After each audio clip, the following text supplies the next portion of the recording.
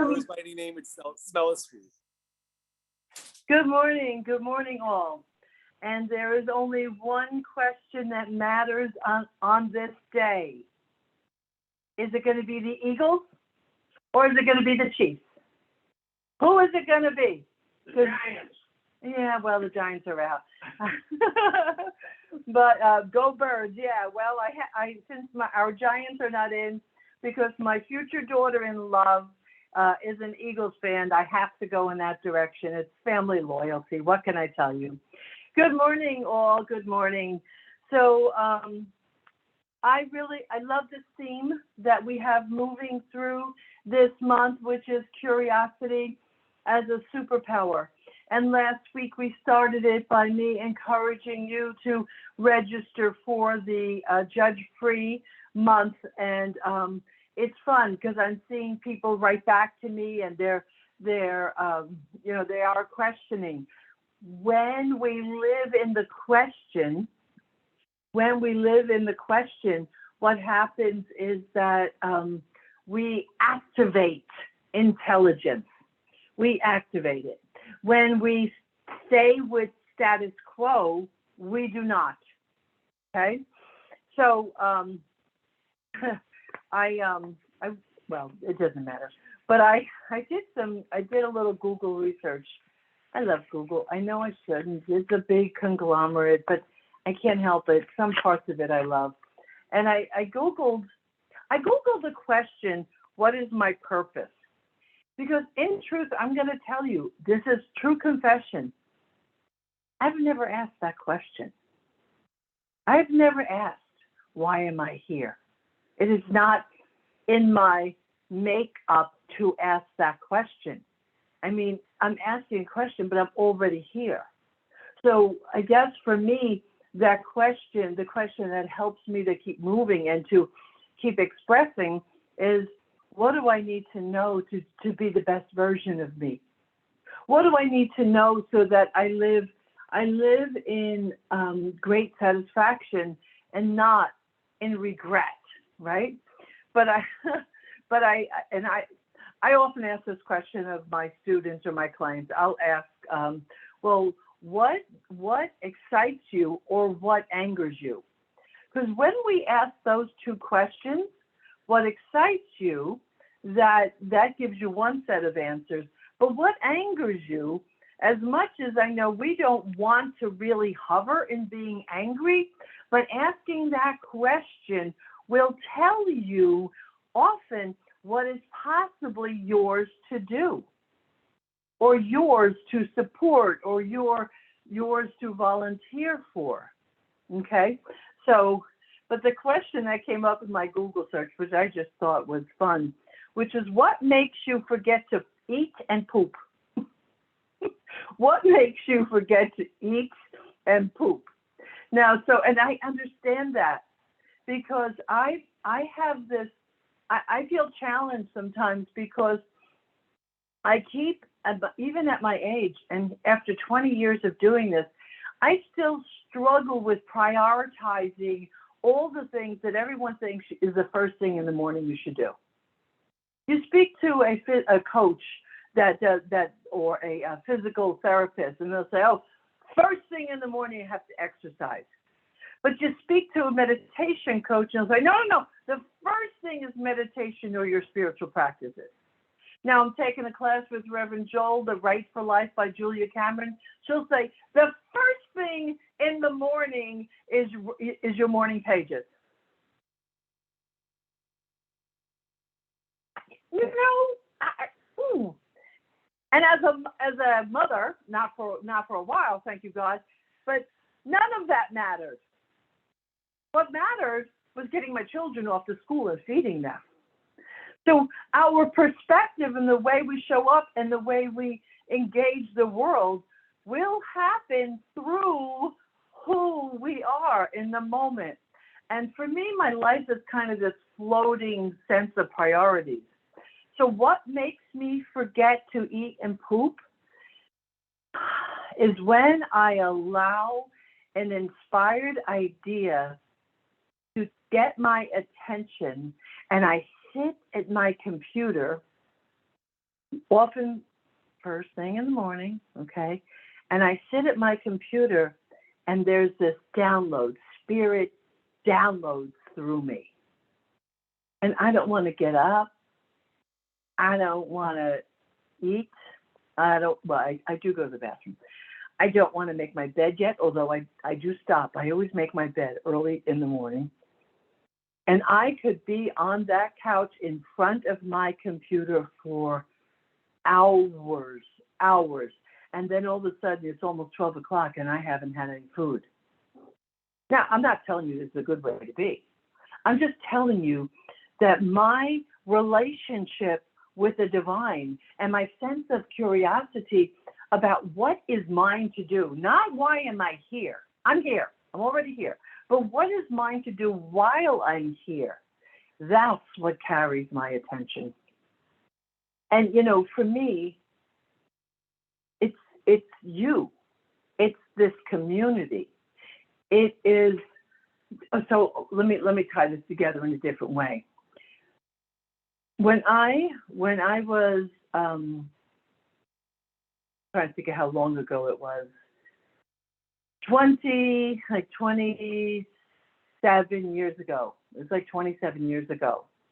And I was having a really rough time in my life. And it was the point in my life where my relationship with my first husband was ending. And it was a hard time.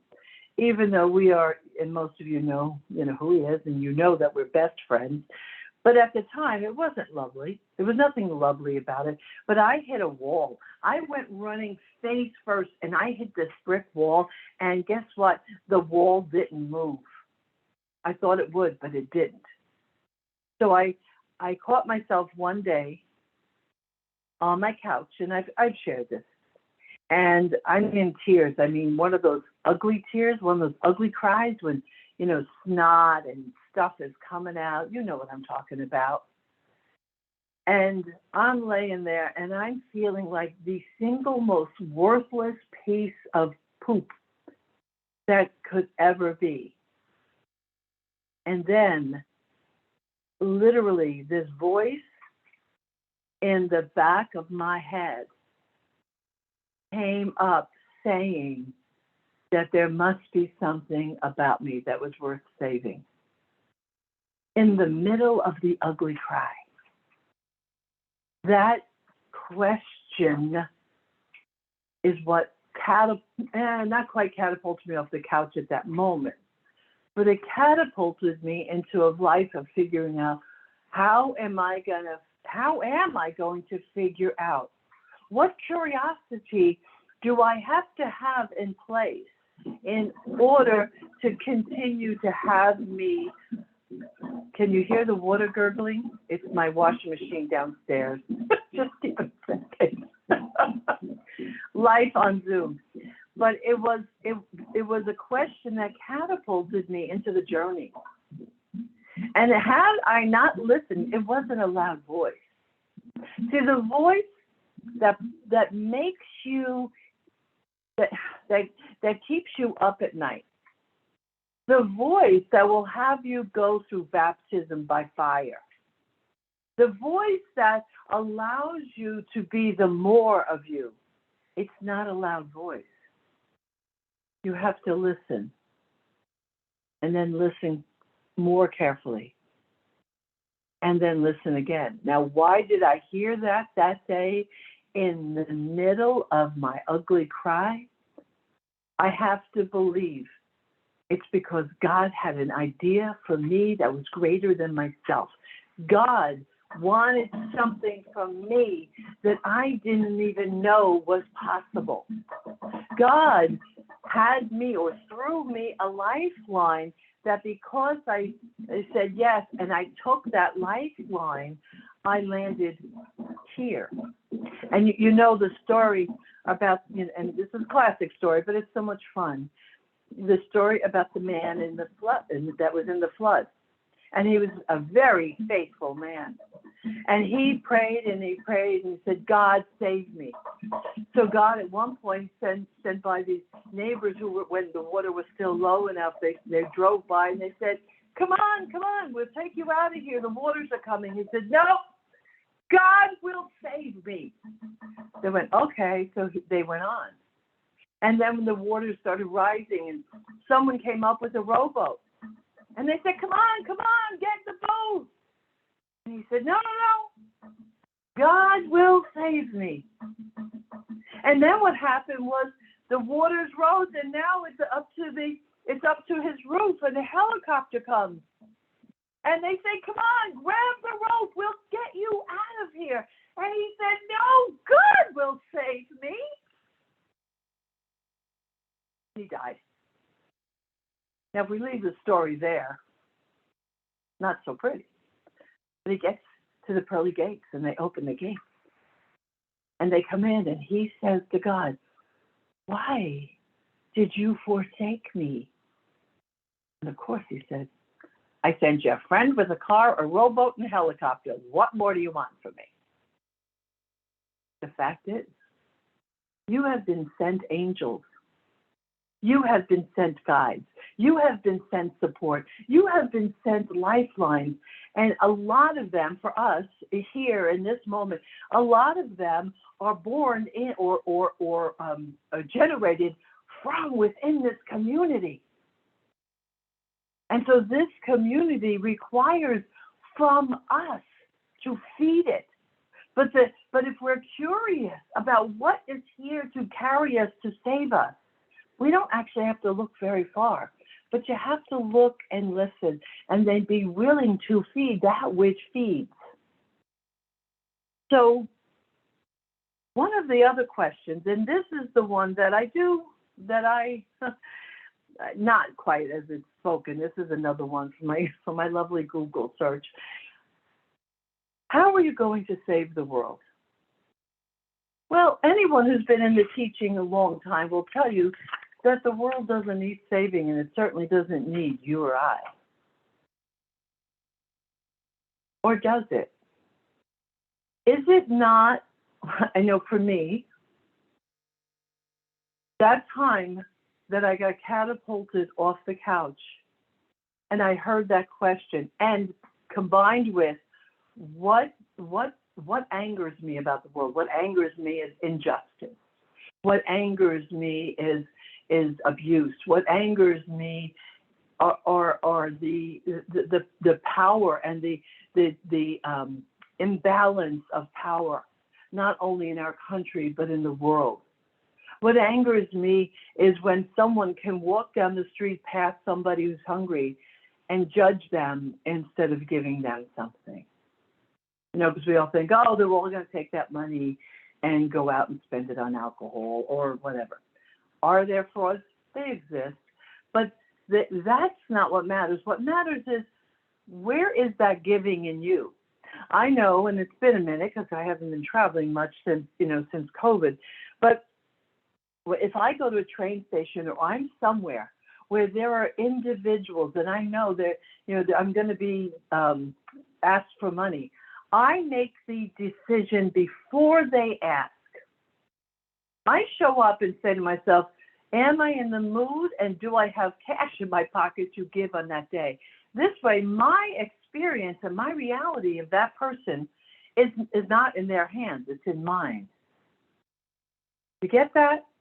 So if you're curious about human nature and what you can do to support, you get to determine that and not put it on someone else. For me, mental health is my burning, that thing that makes me write for hours without paying attention, that makes me challenge my status quo. Because in truth, and now this is not a woe with me for Reverend Michelle, forget that. But I could easily turn around and see myself as somebody, it's like, who do I think I am?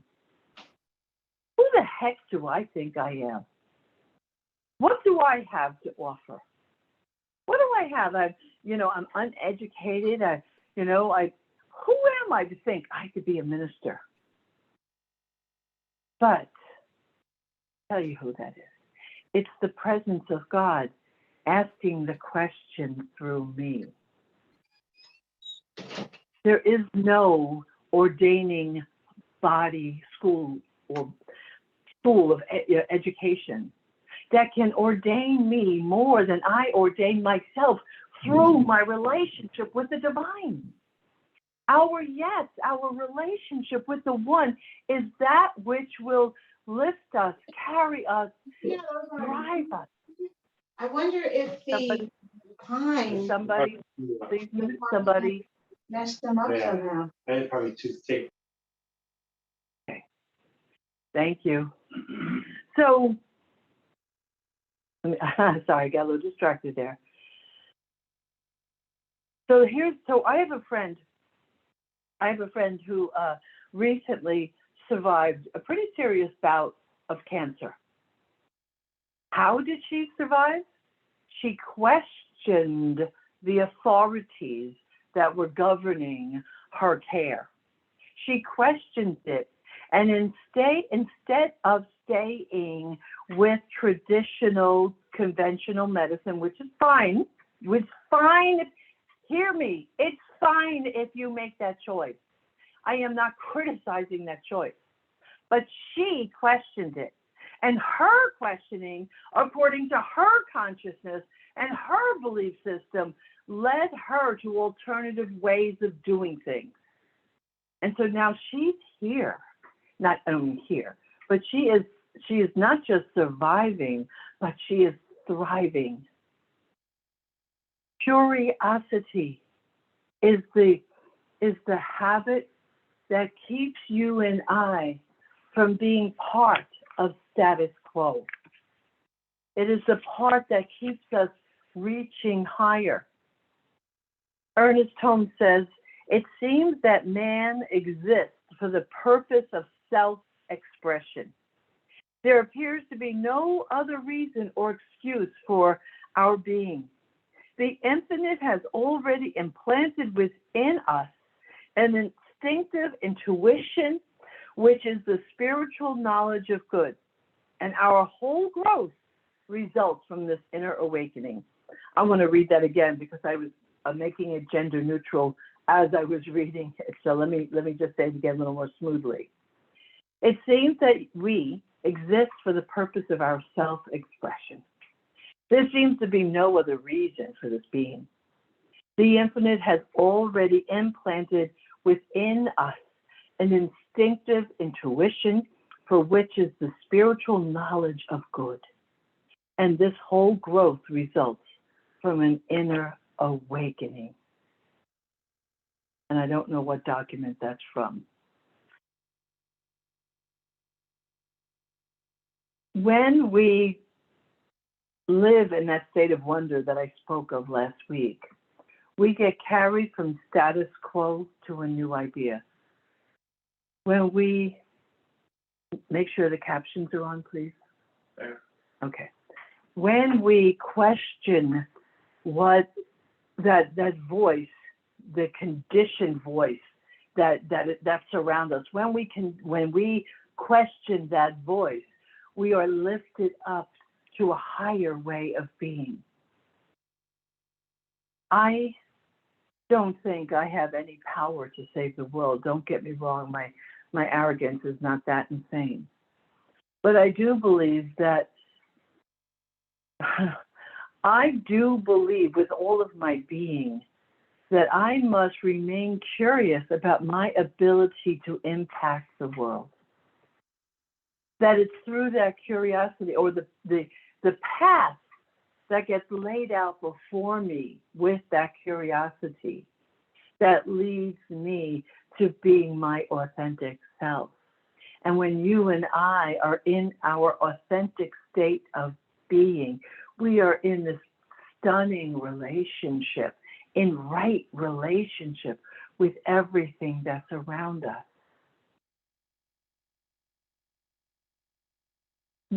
Actually, I want to read it. I love when I write something that I actually read and like. That's, it's kind of a fun thing.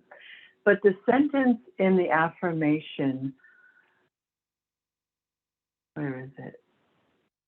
Oh, intelligence calls out to me each and every moment. Each and every moment. inviting me to be bold, beautiful, and brilliant. I answer in a resounding yes. And this yes opens my life to such an inspiring expression. The call, the voice, the wisdom that I spoke of that got me off that couch from that ugly cry, it's not a one-time thing. You have this call, this voice, trying to get your attention all the time. Now, what happens when you don't listen? We get sick, we struggle, we shut off our creativity, because when we do not engage and give it room and pull on that lifeline to be more, we are limiting Spirit's, God's access to us. You hear that? The voice is always there. It cannot not be there. It cannot not be there. But the question is, are we listening? You know, yeah, I babysat last night for my grandchildren. And it's funny what I put myself through, because anticipating babysitting doesn't, excite my world until I'm with them. And then all of a sudden I'm with them and I'm watching them, and even the older ones, and I'm watching them become who they are. Objectively, not when we're parents. When we're parents, we're in, right? We're in, and we're like, oh my God, what is he doing? What is she doing? And we have these investments in them, and then it's hard. But with grandchildren, I get to step back and I get to observe and I watch. And I told you last week about when my grandkids had slept over and we were cuddling in bed, and I had my arm over William and Lila had her arm over me, and we're holding hands. And so what is happening with that is I'm watching their personalities come up. I'm watching it develop. I'm curious about who they are. And last night, William was walking downstairs with this big bag of corn chips. Folks, hold on one second. Can you hear me? I don't want you to hear me. Can you please text Michael and ask me to shut that off? Thank you. Sorry, I got to get rid of that sound behind me. It's just catching my attention. But what happened, so he has this big bag of chips, and he was going downstairs to watch television with his sister at the end of the night, and he drops the bag of chips all over the stairs. All over the stairs. It's like a mess. And I look, and I'm like, and I saw him look at me, and he was waiting for something. He was wondering, he was curious, how is Nana going to respond? And I could see by the look in his eyes, he was anticipating an upset. And I looked down at those stairs, I'm like, oh man. And I knew in that moment, I had to do something that wasn't predictable. I had to not be the whiny grandma, like, what the heck? So I didn't. And I looked, and I went down and picked up the ones that were still in the bag. I said, here you go. And he just looked at me, and he just said, thanks, Nana. Thanks, Nana. Because I got out of my way. And I allowed myself to remember that this child right now, that child was going to either be imprinted with my upset and anger, and it was nothing. It was an accident. It was a bag ripped, for God's sake. It was nothing. But, if that was my own kids, I got to be honest, all right? If that was my own kids, I probably would have been a little less than patient. But I've grown and matured. Because the curiosity of how can I be in the world? How can I influence? How can I influence somebody to be about love and compassion if I'm not being about love and compassion? I can't influence or or see the result of who I am if I'm not modeling it. So my curiosity about, and I still to this day wonder, almost on a daily basis, how can I do more? How can I have greater impact? How can I love more? How can I have more compassion? It's still a driving impulse in me. Yes, I see Evelyn's chat there. She said that's how you save the world, by modeling, wait, where did she go? By modeling kindness. And yes, absolutely. And it's by doing the unpredictable. When you and I in a, let's, not everybody here lives in New Jersey at this time, but if you're just near traffic and you're in traffic and some car is being ridiculous, some driver is being ridiculous, choosing to be kind and choosing to be patient and choosing to wonder what is causing them to be that way, instead of jumping on the very, what might be justified anger, the mode of anger, changes the world one activity at a time. It's not very dramatic. It's not something we can write home about, but our kindness, our moment-to-moment kindness changes everything. Last week, we started our in-person book study last week, which was so fun. And for some of you, I know you're not in these book studies, but I know Dawn Lee started last week, and mine have been going. One went 2 weeks, and now last week we started the in-person one. And while I decided to make dinner, because I don't have enough on my plate, and so I made dinner. And while I'm there, actually there was no knock on the door. The door swings open, and it's my son and my grandkids. And they came to drop something off unexpectedly. And I called them the next day, which was so great. I love spontaneous visits. Matter of fact, if you find yourself in Denville, just come on in. Our door is always open, and I mean that literally. Come on in. So what happens, I called the next day because I was curious. And I said, Keith, did you want something last night that you came in? Or, what was it? And he said, no, I just wanted to drop off the rice, and I knew that you love those visits. So because I was curious, I asked him that question, and then I got a gift. And the gift was his thoughtfulness. What a beautiful thing that is. So here are some questions. And I get that this, I'm looking at who's here. Most of us here have been around for numerous decades, not just a couple. Most of us here have been around for many decades. Some of us might be feeling tired. Some of us are already retired. Some of us are getting close to retirement or rewirement, as we like to say as ministers. But are you really done? Are you done? Are you done influencing people? I would like to think not, because you and I, as I like to say all the time, you and I are perfectly positioned to be bold and brilliant and make a difference in this world. But it does take some effort. So what question, and now I'm going to ask you, and you can put it in the chat, what question motivates you to do more? I want to see at least a few answers there, and I'm going to a moment to be quiet, a moment to answer that question. What question will motivate you to do more, to be more? For example, mine is, what else can I do to make a difference?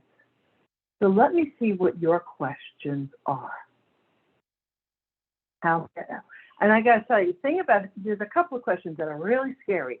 How may I serve is one of them, And it's not quite a question, but the statement, thy will be done, get out of the way. Am I expressing fully today? Beautiful question. What is my job today? Beautiful. I'm gonna expand it so I can see them more easily. How may I serve? Am I expressing fully? What is mine to do to make the world and my loved ones better? My voice, when I heard it, said, I want what you want. So my question is, what do I want? Good question. Am I on purpose? Am I on purpose? Great. And I want to go back to what Edna said. So what is my question? And I think that's when we kind of back into it. We back into it by what is my passion or what upsets me? And see, now I'm going to speak about Edna like she's not here for the moment, but she's a social worker. So it's kind of obvious. She already has a clue. Being a social worker says she wants more than status quo for people that's around her. The practitioners that are here want more than status quo because they're here to know someone's truth. And many of you have done things above and beyond, and I don't know about the rest of you, but I sleep a lot better when I give action to that voice. Did I first think, is my action or reaction necessary? Yeah, great. That's right. So in the asking, is my reaction necessary, it calls us to pay more attention. So the title of the talk today, which was an adopted title, where is it? Thank you, Neil. He's right here answering for me. Inquiring minds want to flow. When we give voice and allow ourselves to live in the question, we will be given the answers, the energy, the way, the inspiration, and often even the financial support to make that way clear. If you ask with an open heart and an open mind, you will be gifted everything that's required if you answer it sincerely. I was not on the bandwagon when the show first came out, or the miniseries about Harry and Meghan. I'm a little embarrassed to tell you that, I watch those things sometimes. But what I loved about what I saw, and I have no opinion about their lives or the royals or anything, but what I loved about what I saw was how they sync up in their passion for service. Man, that was so juicy to me. So I ask you,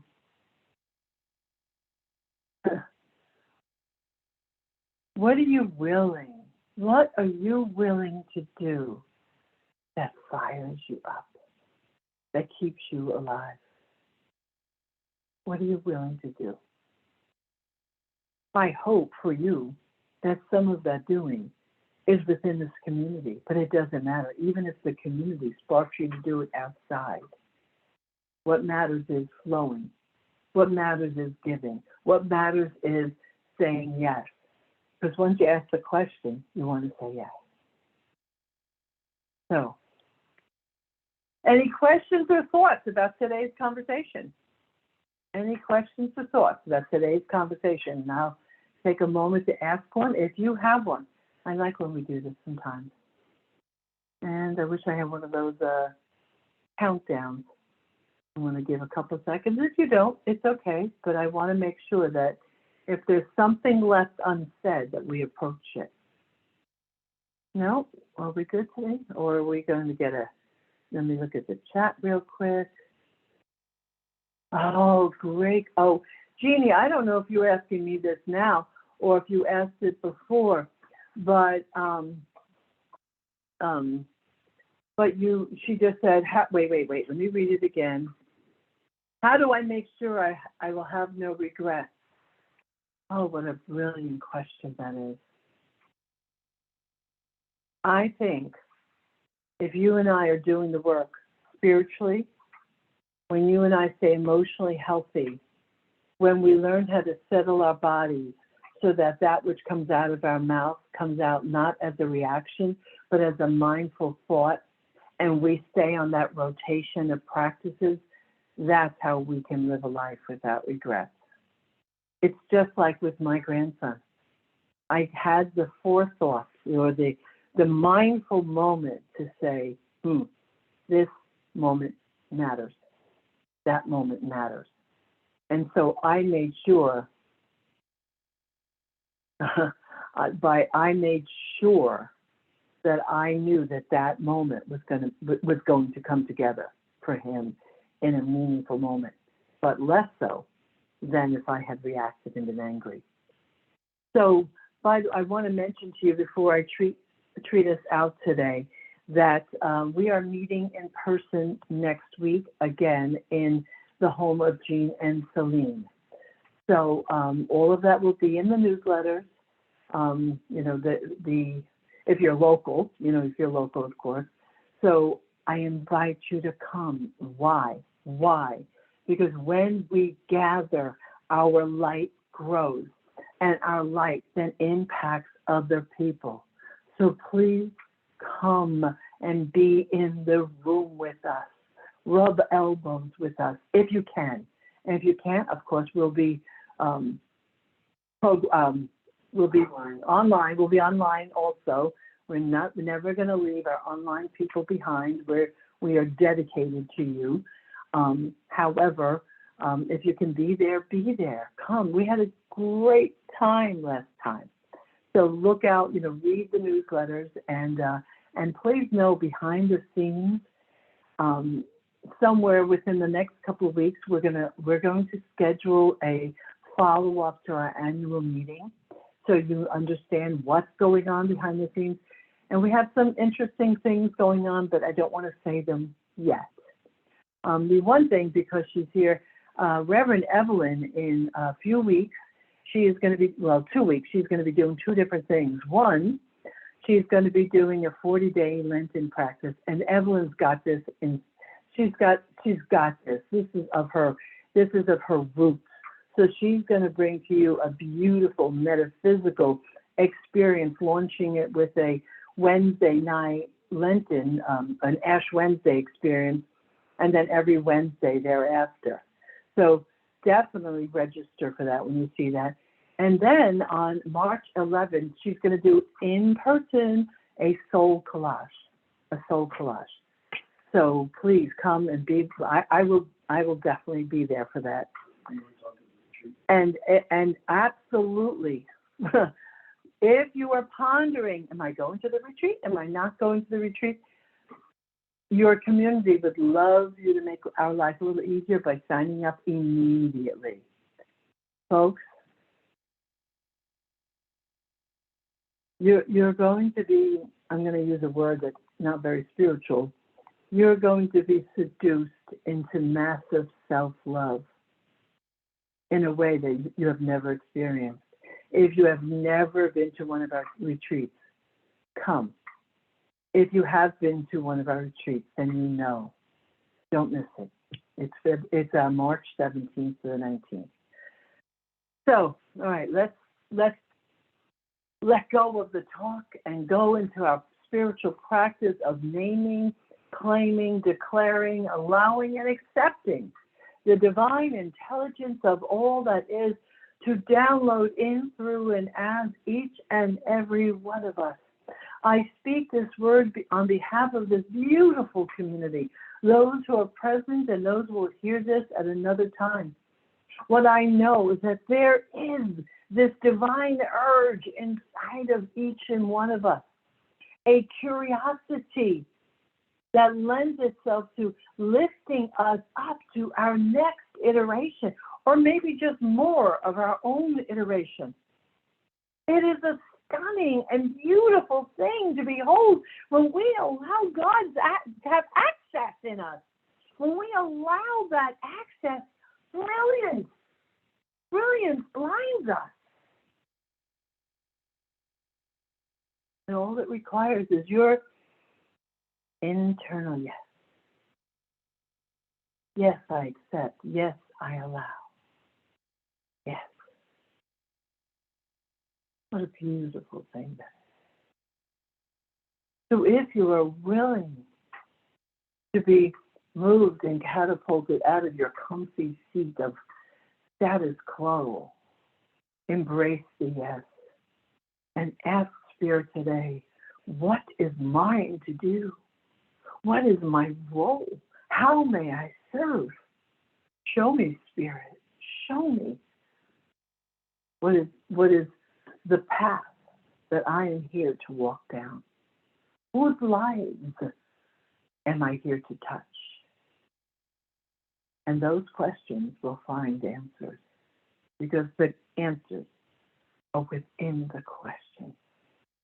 And if you're listening closely enough, your body knows that this is true. Your body knows what I'm saying is true. And I'm so, so grateful.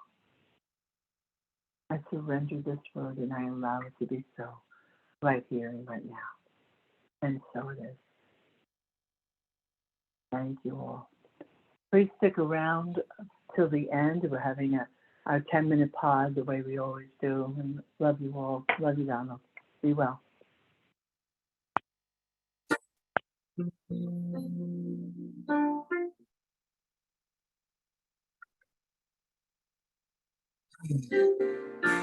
I am perfect as I am.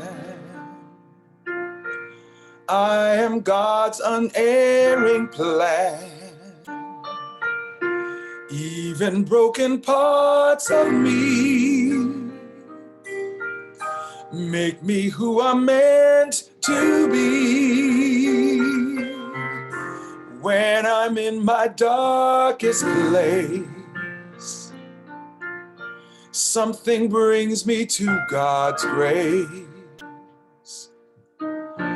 And with tears and trembling hands, I remember whose I am.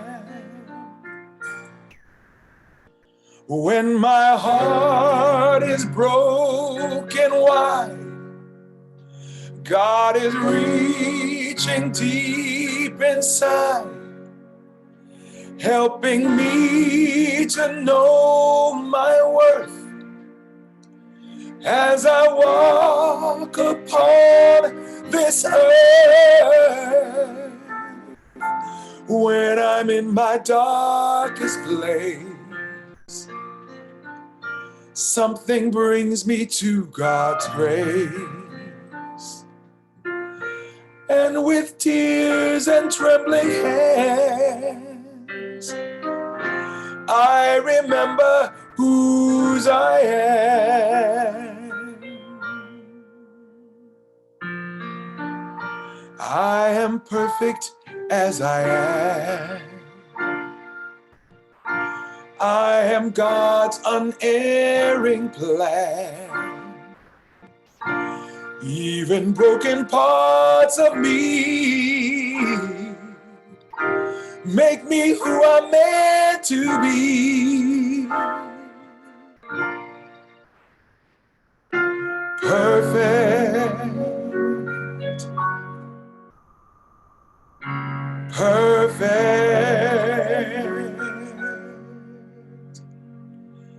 perfect.